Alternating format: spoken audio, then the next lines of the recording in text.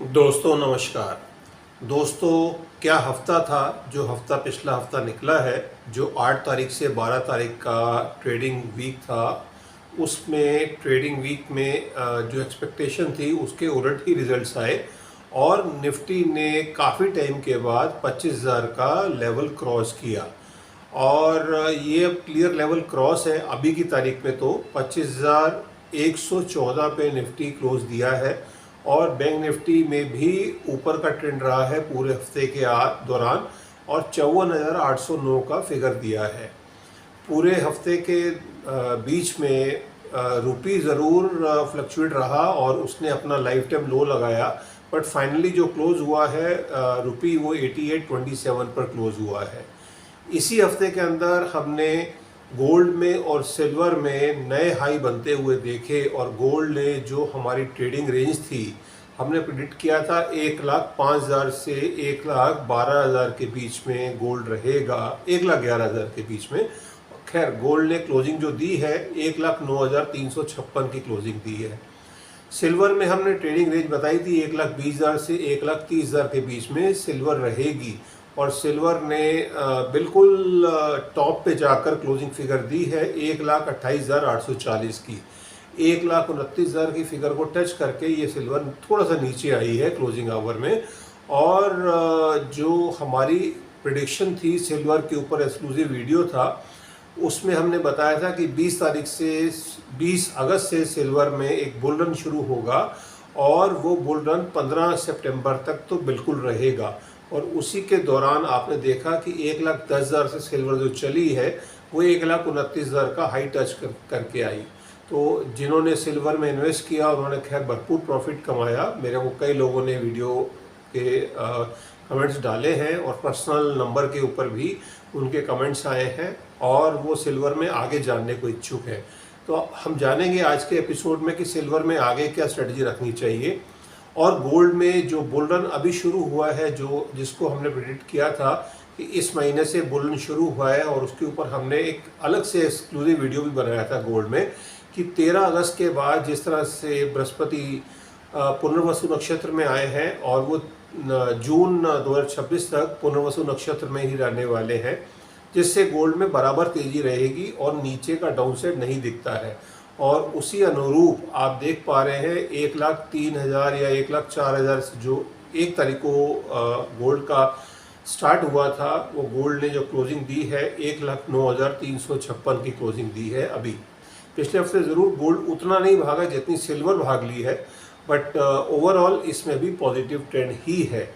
1,600 रुपये की प्लस की ग्रोथ दी है गोल्ड ने और सिल्वर ने करीबन 4,000 की ग्रोथ दी है पूरे हफ्ते के अंदर वैल्यू टर्म्स में। क्रूड में हमने बताया था रेंज में ही रहेगा और उसी रेंज में रहा है। 5400 से 5800 हमने बात की थी, 5530 पे क्रूड ने क्लोजिंग दी है लास्ट। अब अगले हफ्ते क्या चेंजेस आएंगे उस पर हम जा रहे हैं, बट इस हफ्ते के अंदर हमें जो बैंक निफ्टी और निफ्टी के ऊपर डेंट दिखता था वो डेंट नहीं आया और वो जियोपॉलिटिकल एंगल के ऊपर ही डेंट आकर रह गया। जिस तरह से आपने देखा 3 देशों में सरकार बदल गई और काफ़ी उथल पुथल हुई दुनिया में, काफ़ी लोग की कैजुअलिटीज़ भी हुई दंगों में, रॉयट्स में, जिसमें सबसे पहले तो जापान में, बट जापान में तो क्वाइटली सत्ता परिवर्तन हुआ है। 7 तारीख को उनके पीएम ने रिज़ाइन किया, 8 तारीख को फ्रांस के पीएम ने रिज़ाइन किया, वहाँ पर रॉयट्स जरूर हुए। बट सबसे अलार्मिंग सिचुएशन नेपाल में रही, जहाँ 9 तारीख को जेनजी जनरेशन जेड ने जो उत्पात मचाया और उसमें करीबन 41 लोग अभी तक रिपोर्टेड है जो डेथ हो चुकी है जिनकी। खैर, अभी ये शांति टाइमिंग के लिए है, परमानेंट शांति नहीं है जो हमें ग्रहीय परिवर्तन बता रहे हैं। तो ये सब लूनर एक्लिप्स का इफेक्ट है जिसको आप आते हुए देख पा रहे हैं। इसके अलावा हमारी कंट्री में भी मंगल की दशा महादशा शुरू हो गई है 10 तारीख से। इसके भी नेगेटिव इम्पैक्ट आने वाले समय में हम देखेंगे और हम पाएंगे कि किस तरह से हमारे कंट्री में भी जो खासकर ईस्टर्न फ्लैंक है, ईस्टर्न बॉर्डर है, वहाँ पर अशांति बढ़ते हुए देख पा रहे हैं। तो ये जियो पॉलिटिकल पॉइंट ऑफ व्यू से है। इसके अलावा हमने चार्ली किर्क जो जिन सोशल एक्टिविस्ट हैं यूएसए में, उनका मर्डर हुआ 10 तारीख को, ये भी हमने इस पीरियड में होते हुए देखा। इसके अलावा हमने देखा कि एक बड़ा अर्थक्वेक आया है 7.4 रिक्टर स्केल का रशिया में 13 तारीख को अर्ली मॉर्निंग, सुबह इंडियन टाइम में 8 बजे।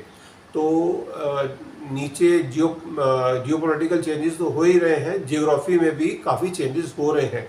इसके अलावा एक और अलार्मिंग चेंज हुआ है जो सदियों में दिखता है या हो रहा है, जिसकी स्टार्ट है रादर, वो ये है कि आप देख पा रहे होंगे हमारे कंट्री में इस बार क्लाउड बर्स्ट की काफ़ी घटनाएं हुई हैं। जो क्लाउड बर्स्ट हुए हैं वो उसमें एक नया फिनोमेना निकल कर आया है कि जो क्लाउड्स हैं फर्स्ट टाइम हिमालय को पार करके वो तिब्बत की तरफ गए हैं, मानसून क्लाउड्स। तो ये मानसून करंट्स कुछ नया इशारा कर रहे हैं कि किस तरह से अब क्या तिब्बत जो ड्राई प्लेटू था वहाँ पर क्या बारिश हो सकेगी, उससे इकोलॉजिकल इम्बैलेंस भी होगा आने वाले समय में। इसको हम अलग से एक एपिसोड में बात करेंगे, बट अभी हम आज बात कर रहे हैं वीकली एपिसोड में जो एसेट क्लास है वो किस तरह से मूव करने वाली हैं अगले हफ्ते में। तो आप बने रहें हमारे साथ और जानिए इस हफ्ते के अंदर जो प्लैनेटरी मूवमेंट काफ़ी चेंज हो रहे हैं और निफ्टी क्या इस हफ्ते और ब्रेकआउट देगा जो पिछले 15 दिनों से ऊपर की तरफ ही चल रहा है, और बैंक निफ्टी भी, तो उसमें आगे क्या सिम्टम दिख रहे हैं। आप बने रहे हमारे साथ आज के एपिसोड में।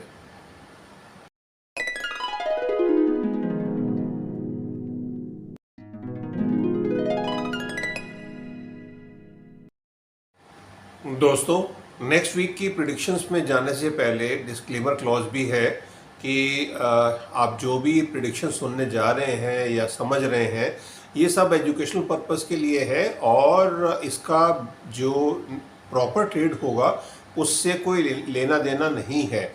इसको आप एज अ नॉलेज के लिए लेके चलें, और इस ट्रेड को अगर आप जब अप्लाई करते हैं इन प्रेडिक्शंस को, तो उससे अगर आपको कुछ प्रॉफिट होता है या लॉस होता है तो वो आपका रहेगा, उसका मेरा या मेरे चलन का कोई भी लेना देना नहीं है। तो ये डिस्क्लेमर क्लॉज को समझते हुए ही हम प्रेडिक्शंस को आगे जाने समझें, और अगर आप कोई पोजीशन बाज़ार में लेना चाहते हैं तो अपने फाइनेंशियल एडवाइज़र की राय ज़रूर ले लें या अपनी समझ से जो भी पोजीशन लें। तो ये मेरा मशवरा है, और आइए जानते हैं अब निफ्टी और बैंक निफ्टी में क्या रणनीति होनी चाहिए इस हफ्ते के लिए। ये मेरी अपनी पर्सनल राय है, तो जिसको आप चाहें तो समझ सकते हैं और अपने ट्रेड में सम्मिलित कर सकते हैं। तो जो अगर हम निफ्टी की बात करते हैं, निफ्टी जो 29 अगस्त को लो लगाया था 24,426 का, वहाँ से पिछले हफ्ते के अंदर इसने 314 की मीन सितंबर फर्स्ट वीक में 314 पॉइंट की बढ़त बनाई। सेकेंड वीक में जो 8 से 12 का हफ्ता था उसमें इसने 373 पॉइंट्स की बढ़त बनाई। तो टोटल इस महीने के अंदर 687 पॉइंट्स निफ्टी ऐड कर चुका है। वीक 1 में तो हमने ज़रूर प्रेडिक्शन की थी कि निफ्टी ऊपर ही जाएगा, बट 25,000 से नीचे क्लोज होगा, और अकॉर्डिंगली वही फिगर रही। सेकेंड वीक में हमने प्रेडिक्ट किया था कि निफ्टी में कुछ कट आएगा, बट वो कट नहीं आया और एड ऑन ही हुआ है। तो एक अच्छी बात है, जिन्होंने कॉल्स ली उनको बेनिफिट भरपूर हुआ होगा। अब बैंक निफ्टी को भी समझ लेते हैं। बैंक निफ्टी में भी पॉजिटिव ग्रोथ आ रही है 2 हफ्ते से। पहले हफ्ते के अंदर 459 पॉइंट्स ऐड हुए, सेकेंड वीक के अंदर 695 पॉइंट्स ऐड हुए, तो मीन्स 1154 पॉइंट का एडिशन रहा है बैंक निफ्टी में भी पिछले 2 वीक की ट्रेडिंग वीक में। अब हम जो लाइफ टाइम हाई है उससे तो खैर काफ़ी दूर है। अगर हम निफ्टी की बात करते हैं और बैंक निफ्टी दोनों की, निफ्टी का लाइफ टाइम हाई जो है वो काफ़ी दूर है, वहाँ से 1163 पॉइंट तो दूर की कौड़ी है। इस हफ्ते वो बिल्कुल फिगर नहीं आ सकती। बैंक निफ्टी में तो फिगर जो आ रही है वो 2819 पॉइंट की दूरी दिख रही है, वो भी इस हफ्ते में कहीं होते हुए नहीं दिखता। अब अगला जो हाई है, जो 2025 का हाई है निफ्टी का, उसकी हम बात कर लेते हैं। वो हाई जब लगा था 30 जून को लगा था, और वो जो हाई था 25,669 वहाँ से 555 पॉइंट की दूरी है। तो ये दूरी जो अभी ग्रहीय परिवर्तन हो रहे हैं उसमें ये दूरी भी सिमटती हुई नज़र नहीं आती है। तो लाइफ टाइम हाई का तो अभी सिचुएशन नहीं बन रही है कहीं से भी किसी भी तरीके से। बट निफ्टी इस हफ्ते के अंदर मेरे को साइडवेज दिखता है। जो हम पिछले 2 हफ्ते में ग्रोथ देखकर आए हैं, थर्ड वीक में ये कंसोलिडेशन फेज में जाएगा और इस हफ्ते के अंदर आप वॉलेटिलिटी को कम होते हुए देखेंगे। और इसके अलावा कॉल और पुट में इस हफ्ते काम करने में कोई ज़्यादा प्रॉफिट नहीं होगा, प्रीमियम का नुकसान होगा। कॉल बेचने में फ़ायदा होगा, कॉल खरीदने में नहीं, और सेम वे पुट को बेचने में फ़ायदा होगा। बट ट्रेडिंग रेंज जो है वो काफ़ी सिमटते हुए नज़र आ रही है इस हफ्ते के अंदर। तो इसको हम ट्रेडिंग रेंज में बात कर रहे हैं। अब हम बात कर रहे हैं जो प्लेनेटरी मूवमेंट्स क्या क्या हो रहे हैं इस हफ्ते के अंदर। इस हफ्ते के अंदर 13 तारीख को, कल की तारीख में, कल शाम को रात को 9 बजे मंगल का परिवर्तन हो चुका है। मंगल तुला राशि में आ गए हैं, जिसकी वजह से ही अगर जब मंगल आप समझिए बिल्कुल मुहाने पर होते हैं या शनि से षडाष्टक आ रहा है जैसे बन गया है अब उनका, जब ये ग्रह परिवर्तन हो गया है, उससे पहले शनि के साथ समसप्तक योग में थे, जिसकी वजह से एक अर्थक्वेक आया। गॉड मतलब भगवान की कृपा है कि वो उस एरिया में आया जहाँ पर आबादी बिल्कुल कम है और बहुत ज़्यादा कुछ नुकसान होने का अंदेशा नहीं है। अगर कहीं डेंस पॉपुलेशन में होता 7.4 का अर्थक्वेक तो काफ़ी बड़ा नुकसान हो सकता था। तो ये अर्थक्वेक का सिम्टम है। बट मंगल के इस ग्रह परिवर्तन से गोल्ड पे इफेक्ट पॉजिटिव होगा और जो वॉर है वो भड़कते हुए दिखती है। खासकर मिडिल ईस्ट में हमें कुछ बड़ा बवाल होते हुए दिखता है और टर्की भी उसमें इन्वॉल्व होते हुए दिखता है। खैर इसराइल का तो रोल है ही है। इसराइल और टर्की का कन्फ्रंटेशन या ईरान का भी कन्फ्रंटेशन आने वाले समय में दिखता है। नटशेल में मिडिल ईस्ट में वॉर एग्रीवेट होते हुए दिखती है। सेम वे रशिया और अब नेटो की बात ही हम करेंगे। रशिया और नेटो में भी कुछ कन्फ्लिक्ट बढ़ते हुए दिखता है, टेंस मूवमेंट दिखती हैं। अब देखते हैं ट्रंप उनको दोनों जगह पर किस तरह से बैलेंस कर पाते हैं। तो इसका पॉजिटिव या नेगेटिव इम्पैक्ट इंडिया पे या हमारी मार्केट पे भी आते हुए दिखेगा। सबसे बड़ा जो फैक्टर रहेगा वो ग्रह परिवर्तन के साथ वो है FOMC की जो मीटिंग है, जो 17 सितंबर को रिजल्ट आने हैं। इसका हमारी मार्केट पे बिल्कुल इम्पैक्ट आएगा। इसको आप जान लीजिए, समझ लीजिए, और ये लॉन्ग टर्म इम्पैक्ट होगा जो आगे के 3 महीने भी डिसाइड करेगा। अब हम पहले ग्रह परिवर्तन को ख़त्म कर लेते हैं। मंगल का जो ट्रांजिट है वो तो हो चुका है। दूसरा जो ट्रांजिट होना है वो होना है शुक्रदेव का। शुक्रदेव 15 तारीख को मीन्स कल सुबह या आज की मिडनाइट में 12:30 बजे वो सिंह राशि में जा रहे हैं, जहाँ पर उनकी मुलाकात होगी केतु से, जो वहाँ पर है, पाप ग्रह है केतु। और शुक्रदेव तो सौम्य ग्रह है। तो वहाँ पर जाने से क्या होगा, वैसे वहाँ पर सूर्यदेव भी रहेंगे 2-3 दिन तक, 17 तारीख तक। तो वहाँ पर जाने से क्या होगा, चांदी में थोड़ा ब्रेक लगेगी। जो तेज़ी चली हुई थी उसकी ब्रेक लगेगी।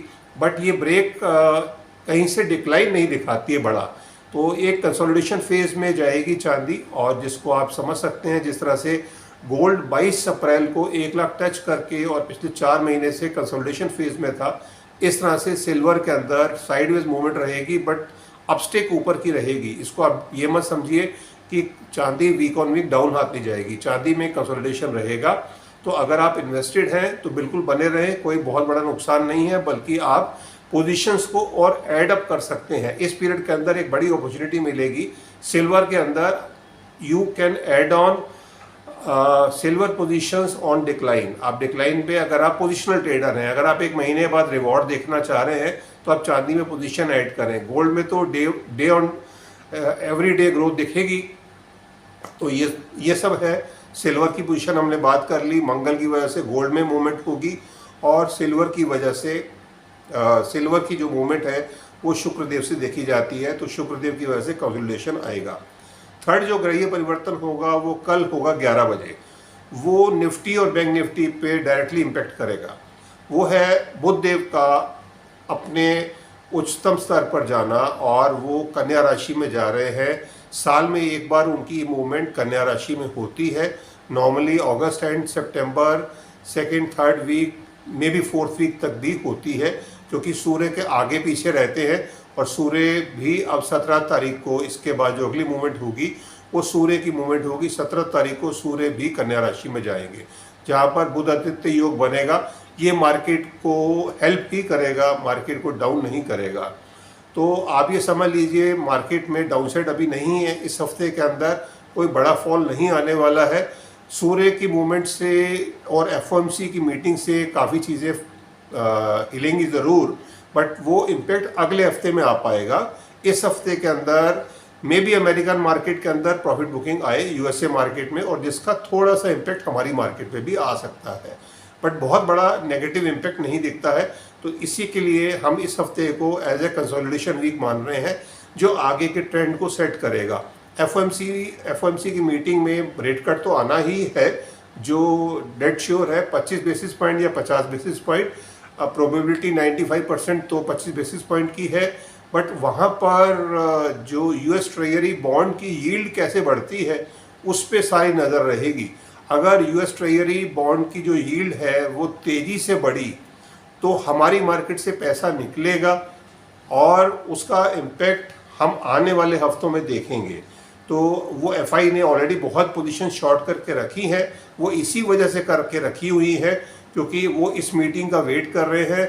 यूएस ट्रेजरी बॉन्ड की यील्ड किस तरह से मूव करेगी, उस हिसाब से हमारी मार्केट एक बड़ा डाउनफॉल या अपसाइड दिखा सकती है आने वाले महीनों में, जिसको हम एक क्वार्टरली एपिसोड ला रहे हैं। उसको भी हम आज ही शूट करेंगे, जिसमें आप ये जान सकेंगे अगले 3 महीनों में मार्केट किस तरह से मूव करने वाली है, बड़ा मूव क्या आने वाला है। तो खैर अभी हम छोटे मूव की बात कर रहे हैं। ये परिवर्तन हो रहे हैं। ये 4 ग्रह की हमने बात कर ली। मंगल की बात की, मंगल के बाद शुक्रदेव चेंज होंगे, शुक्रदेव के बाद बुधदेव चेंज होंगे, और उसके बाद सूर्यदेव चेंज होंगे 17 तारीख को अर्ली मॉर्निंग 2 बजे मिडनाइट में। तो ये सब चेंजेस हैं। बुध देव का जो चेंजेस है ये मार्केट के लिए ओवरऑल पॉजिटिव रहेगा। 3 अक्टूबर तक वो यहाँ पर रहेंगे। तो ये नाउ और नेवर वाली पोजीशन हो जाएगी। मींस निफ्टी को और बैंक निफ्टी को 3 हफ्ते मिलेंगे लाइफ टाइम हाई लगाने के लिए। अगर इन 3 हफ्तों में लाइफ टाइम हाई नहीं लग पाया, या 2026 का जो हाई था वो नहीं टूट पाया, तो उसके बाद अगले 3 महीनों में वो नहीं टूटेगा। ये लास्ट अपॉर्चुनिटी होगी 2025 की, जहाँ पर पिछले साल का जो हाई था 27 सितंबर को लगा था, तब भी बुधदेव कन्या राशि में ही थे। और उसके बाद वो पीरियड था 23 सितंबर 2024 से लेकर 10 अक्टूबर 2024। इस पीरियड के अंदर लाइफ टाइम हाई लगा, और वहीं से मार्केट 4 साल के हाई मारते हुए डिक्लाइन पे आई थी, और 5 महीने तक डिक्लाइन रहा था। तो खैर इस साल में किस तरह से चीज़ें होंगी वो हम मंथली एपिसोड में जानेंगे। वीक ऑन वीक की हम जो बात कर रहे हैं इस वीक के अंदर जिस तरह से मैंने आपको ट्रेंड बता दिया है, ये ट्रेंड इसी तरीक़ा से रहने वाला है। अब हम डे वाइज की बात करते हैं। मंडे को जो मार्केट रहेगी वो किस तरह का मार्केट बिहेव करेगी। मंडे को जो मार्केट रहेगी वहाँ पर तुला लगन रहेगा, उदय लगन रहेगा, और तुला लगन 8 डिग्री के ऊपर रहेगा। मून जो रहेंगे वो मिथुन में रहेंगे, और आद्रा नक्षत्र राहु का नक्षत्र है। तो राहु के नक्षत्र में होने से क्या होगा, जो फार्मा के शेयर हैं वो आईटी के शेयर हैं उसमें हमें ग्रोथ दिखेगी। और जो सेक्टर्स हैं इसके अलावा मेटल में और डिफेंस में आप यकीन मानिए काफ़ी टाइम के बाद बहुत अच्छी ग्रोथ आई है। पिछले हफ्ते जो मार्केट का सनराइज सेक्टर रहा है वो डिफेंस ही रहा है। डिफेंस ने पिछले हफ्ते के अंदर 7% की ग्रोथ दी है। अगर हम पिछले हफ्ते के जो सेक्टर्स रहे मूवमेंट में उनकी बात करते हैं तो डिफेंस ने 7% की ग्रोथ दी है, मेटल ने 2% की ग्रोथ दी है, आईटी ने 4% की ग्रोथ दी है, और ऑटो सेक्टर जो 3 महीने से बहुत बुलिश था उसने फिर भी पिछले हफ्ते में 2% की मूवमेंट, पॉजिटिव मूवमेंट दी है। तो इस हफ्ते के अंदर जो सेक्टर रहेंगे, ऑटो को भी आप गिन सकते हैं। ऑटो में बहुत बड़ा डिक्लाइन नहीं है, बट प्रॉफिट बुकिंग बराबर आती रहेगी। तो डिफेंस है, ऑटो है, मेटल है, इसके अलावा फार्मा है, ये सेक्टर और आईटी है। ये 5 सेक्टर की मूवमेंट हमें पॉजिटिव या अच्छी दिखती है मंडे के दिन। तो इसके बाद ओवरऑल जो मार्केट रहेगी मंडे को, वो अगर गैप डाउन खुलती है तो 11 बजे जब बुधदेव राशि परिवर्तन करेंगे तो उसमें अपसाइड दिखती है। तो आप ये पोजीशन ज़रूर कर सकते हैं इंट्राडे के लिए कि अगर मार्केट नीचे खुलती है तो 11 बजे अपसाइड आएगी, और मार्केट अगर ग्रीन में ही रहती है 11 बजे तक तो आप समझिए ग्रीन और ग्रीन होगा, मीन्स मार्केट ऊपर ही जाएगी। 11 बजे के बाद मार्केट में मूवमेंट ऊपर की दिखती है। तो आप इंट्राडे के लिए आप कॉल की तरफ रुख कर सकते हैं, कॉल पे ज़्यादा भरोसा कर सकते हैं इंस्टेड ऑफ पुट। जब ट्यूसडे की मार्केट आएगी, ट्यूसडे की मार्केट में तुला लगन ही उदय लगन है, 9 डिग्री पर रहेगा, और मून जो है, चंद्रमा जो है वो मिथुन में आ चुके होंगे और पुनर्वसु नक्षत्र में होंगे। पुनर्वसु नक्षत्र जो है वो बृहस्पति का नक्षत्र है, बहुत बढ़िया नक्षत्र है। और जो मार्केट या सेक्टर्स रहेंगे, मेटल और डिफेंस को तो पूरे हफ्ते के लिए आप ग्रीन में समझ लीजिए। मेटल रहेगा, डिफेंस रहेगा, ऑटो सेक्टर रहेगा, आईटी रहेगा, इसके अलावा इंफ्रास्ट्रक्चर रहेगा, और इसके अलावा 5वां सेक्टर होगा बैंकिंग का। ये 5 सेक्टर मंडे ट्यूसडे के लिए मूवमेंट में अच्छे दिखते हैं, इस हिसाब से इनमें मूवमेंट आएगी। अब हम आ जाते हैं वेडनेसडे की। वेडनेसडे की जो मार्केट होगी, तुला लगन 10 डिग्री के ऊपर रहेगा। मून जो है वो कर्क में आ चुके हैं, पुष्य नक्षत्र में, शनिदेव का नक्षत्र है। इस दिन वॉलेटिलिटी हमें थोड़ी ज़्यादा दिख सकती है as compared to Monday Tuesday. और जो सेक्टर्स रहेंगे उस दिन मेटल का रहेगा, डिफेंस का रहेगा, ऑयल एंड गैस रहेगा, इसके अलावा हॉस्पिटैलिटी सेक्टर रहेगा और कंज्यूमर ड्यूरेबल का सेक्टर रहेगा। ये 5 सेक्टर में मूवमेंट हमें पॉजिटिव दिखती है। तो मेटल और डिफेंस को हम तीनों दिन लेके चल रहे हैं, मंडे भी, ट्यूसडे भी, वेडनेसडे भी। इसको आप समझ सकते हैं। अब थर्सडे की मार्केट को लेते हैं। थर्सडे की जो मार्केट रहेगी, तुला लगन 11 डिग्री के ऊपर है। मून जो है कर्क में ही है, बट वो अश्लेषा नक्षत्र में आ गए हैं। अश्लेषा नक्षत्र मरकरी का नक्षत्र है।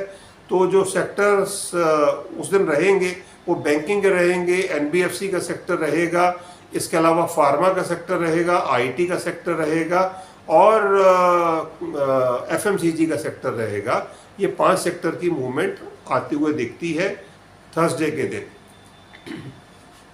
अब लास्ट डे जो सेशन रहेगा, फ्राइडे का सेशन रहेगा। फ्राइडे को तुला लगन ही उदय लगन है, 12 डिग्री के ऊपर रहेगा, और मून जो है वो लियो में आ गए हैं। लियो में अब उनका सामना या उनका साथ बनेगा शुक्रदेव के साथ, और शुक्रदेव के साथ और केतु के साथ। तो एक तरह से चंद्रमा को ग्रहण हो गया, केतु है वहाँ पर। तो और नक्षत्र भी रहेगा, तो केतु का नक्षत्र रहेगा मगा नक्षत्र। तो केतु का प्रभाव काफ़ी रहेगा इस दिन मार्केट में। तो जो शेयर रहेंगे, जो सेक्टर्स रहेंगे, वो रहेंगे डिफेंस के, मेटल के, इंफ्रा के और कंज्यूमर ड्यूरेबल के। ये 4 सेक्टर मुझे दिखते हैं जो लास्ट डे होगा फ्राइडे के दिन। ज़्यादा सेक्टर नहीं हम कर रहे हैं बिकॉज मामला थोड़ा सा नेगेटिव दिखता है इस दिन, क्योंकि मार्केट मुझे रेड में दिखती है और मंडे के दिन हमें ग्रीन में दिखती है। बाकी 3 दिन में मार्केट में कहीं पर भी ग्रीन या रेड में पोजीशन हो सकती है। तो मार्केट में साइडवेज मूवमेंट ज़्यादा दिखती है इस हफ्ते के अंदर, और मेरे को जो लगता है 200 पॉइंट के अंदर ही निफ्टी की ग्रोथ सिमटनी चाहिए, या हो सकता है उससे भी कम पे फिगर रहे। 100 पॉइंट के दायरे में भी मार्केट जा सकती है पूरे हफ्ते के अंदर। कंसोलिडेशन फेज में निफ्टी रह सकता है, बट निफ्टी का अपटिक ऊपर का ही ज़्यादा दिखता है, निफ्टी में डाउनसाइड नहीं आते दिखता है इस हफ्ते के अंदर। और बैंक निफ्टी में भी अगर हम बात करते हैं, बैंक निफ्टी में हो सकता है नेगेटिव पोजीशन रहे और बैंक निफ्टी बहुत बड़ी फिगर अपसाइड ना दे पाए। तो ओवरऑल दोनों मार्केट में कंसोलिडेशन ही फिगर दिखती है। सारा कुछ दारोमदार रहेगा पूरे हफ्ते के अंदर। रुपये की मूवमेंट कैसे है, रुपये किस तरह से जा रहा है। अगर रुपये ने 90 का फिगर पकड़ लिया, 89 का, क्योंकि रुपये को हम जो प्रेडिक्ट कर रहे हैं वो हम प्रेडिक्ट कर रहे हैं पूरे हफ्ते के अंदर सेम फिगर ले रहे हैं 88.50 टू 89। तो अगर 88.20 टू 89 अगर 80 पैसे की रेंज लेके चल रहे हैं और 88.27 पे क्लोज किया है, तो अगर रुपये अगर वीक होता जाएगा तो मार्केट पे स्ट्रेस बढ़ता जाएगा और मार्केट ज़्यादा बड़ा अपसाइड नहीं दे पाएगी। अगर रुपये नीचे गया या कंसोलिडेट हुआ या ज़्यादा उसमें डिक्लाइन नहीं आया, वीकनेस नहीं आई, तो मार्केट ऊपर का रुख ले सकती है। बट ओवरऑल ना तो बहुत ज़्यादा ऊपर जाएगी ना बहुत ज़्यादा नीचे जाएगी। इस चीज़ के साथ ही आप मार्केट में ट्रेड करें। तो ज़्यादा कॉल और पुट पे आप ना जाएं। कोई बड़े गैप अप, बड़े गैप डाउन पूरे हफ्ते में नहीं दिखते हैं। तो ये मार्केट इस तरह से रहेगी। अगर हम ट्रेडिंग रेंज की बात भी करते हैं तो निफ्टी में 25,114 का जो फिगर दिया है, तो 25,000 से नीचे कम होती हुई दिखती। 24,900 से हम रेंज लेके चल रहे हैं। 24,900 से 25,400 तक की फिगर लेकर चल रहे हैं। तो ये 500 पॉइंट का रेंज रहेगी निफ्टी के अंदर। आप इसी रेंज में ट्रेड करें और मतलब मान के चलें ट्रेड को, और करना नहीं करना वो आपके ऊपर है। आपकी जो अपने दिमाग चलता है या उस हिसाब से आप पोजीशन ले सकते हैं, या अपने फाइनेंशियल एडवाइज़र की राय के साथ आप पोजीशन लेके चले। मेरी जो भी रेंज है उसको आप फाइनल रेंज ना समझें, क्योंकि मार्केट में उतार चढ़ाव हो सकता है। ये एस्ट्रोलॉजिकल पॉइंट ऑफ व्यू से हम बात कर रहे हैं, ये एक फैक्टर हो सकता है। टेक्निकल को भी आप मान के चलें और स्क्रीन को सबसे ज़्यादा बिलीव करें, स्क्रीन पे क्या मूवमेंट आ रही है। बैंक निफ्टी की अगर हम बात करते हैं, बैंक निफ्टी ने जो क्लोजिंग दी है उस हिसाब से 57,600 की फिगर आई है। तो बैंक निफ्टी में भी हमें कंसोलिडेशन फेज ही दिखता है। 56,500 से लेकर 58,500 तक की फिगर दिखती है। 2,000 पॉइंट की रेंज दिखती है बैंक निफ्टी में भी। रुपी में हमने बात कर ही ली है कि रुपी में हमने बात की है कि अगर जो 8820 से 89 तक की फिगर दिखती है, और उसी के हिसाब से निफ्टी और बैंक निफ्टी की पल्स चलेगी पूरे हफ्ते के अंदर। अब हम गोल्ड और सिल्वर की बात कर लेते हैं, जो इस टाइम सब ट्रेडर्स के लिए पॉजिटिव रिजल्ट दे रहे हैं। और अगर उसमें पोजिशनल ट्रेड अगर आपने अपसाइड कर रखा हुआ है तो डे बाय डे आपका प्रॉफिट बढ़ता ही जा रहा होगा। तो गोल्ड की अगर हम रेंज लेते हैं, गोल्ड में हमें बड़ी बुल रन आते हुए दिख रही है। तो गोल्ड में जो पिछले हफ्ते की हमने ट्रेडिंग रेंज बताई थी 1,05,000 से 1,11,000, उसको हम 1,06,000 मान रहे हैं बॉटम। 1,06,000 से 1,12,000 तक का, 1,09,000 का करीबन क्लोज दिया है। तो 1,12,000 की अपसाइड दिखती है। 3,000 प्लस पॉइंट, 3,000 का इसमें अपसाइड दिखता है, बट नीचे 1,00,000 फिर भी हम 1,06,000 ले रहे हैं। किसी वजह से अगर कोई प्रॉफिट बुकिंग आती है तो वहां तक जा सकता है। सिल्वर की बात, सिल्वर की ट्रेडिंग रेंज वही रखेंगे अब, क्योंकि सिल्वर में कंसोलिडेशन रहेगा, साइडवेज मूवमेंट रहेगी। 1,20,000 से 1,30,000 के बीच में ही सिल्वर मूव करनी चाहिए। 1,31-32 में भी हो सकता है टच करे, वो पॉजिटिव साइड में रहेगा। तो अब निफ्टी और सिल्वर के अंदर भी डाउन साइड ना माने ज़्यादा, और किसी भी तरह से सिल्वर को शॉर्ट करने की कोशिश ना करें। क्रूड के अंदर मूवमेंट वही दिखती है 5400 टू 5800। क्रूड इसी दायरे में मूव करना चाहिए, तो नो ट्रेडिंग जोन ही मान सकते हैं। क्रूड में कोई बहुत बड़ी अपसाइड या डाउनसाइड नहीं दिखती है। हाँ, ये ज़रूर है, अगर ईरान और इजराइल की वॉर या कुछ कन्फ्लिक्ट बढ़ता है इस हफ्ते के अंदर, तो क्रूड में एक स्पाइक आ सकता है। तो आप जियोपॉलिटिकल न्यूज़ की तरफ भी ध्यान रख के चलें, बिकॉज मार्केट जो जियोपॉलिटिकल न्यूज़ होती है उस पर बहुत जल्दी बिलीव करती है और उस पर रिएक्ट करती है। प्लैनेटरी मूवमेंट्स को तो हमने आपको बता ही दिया है। प्लैनेटरी मूवमेंट इस तरह से रहेंगी बाजार के लिए 5 दिन के लिए। अब जो ओवरऑल रेंज है वो भी हमने डिस्कस कर ली है। आई विश कि ये हफ्ता आप सब लोगों के लिए एक अच्छा हफ्ता गिना जाए, बट इस हफ्ते के अंदर आप FOMC की जो मीटिंग होगी 17th की, मीन्स हमारी मार्केट 18th और 19th को उस पर रिएक्ट करेगी। 19th का तो मैंने नेगेटिव बोल ही दिया है आपको कि मार्केट में मंदा रहेगा अगले फ्राइडे में, और मंडे को मार्केट ग्रीन में ही दिखती है। बीच के 3 दिन मार्केट में किस तरह से भी मूवमेंट हो सकती है। कंसोलिडेशन फेज में ही ज़्यादा मूवमेंट रहनी चाहिए। 50 से 100 पॉइंट अपसाइड या डाउनसाइड तीनों दिन हो सकता है बाजार। तो इसके साथ ही आप ट्रेडिंग करें और अपनी फाइनेंशियल एडवाइज़र की राय को ज़रूर माने, और उसी हिसाब से आपको प्रॉफिट होना चाहिए। तो इसके साथ ही मैं अपनी वाणी को विराम देता हूँ।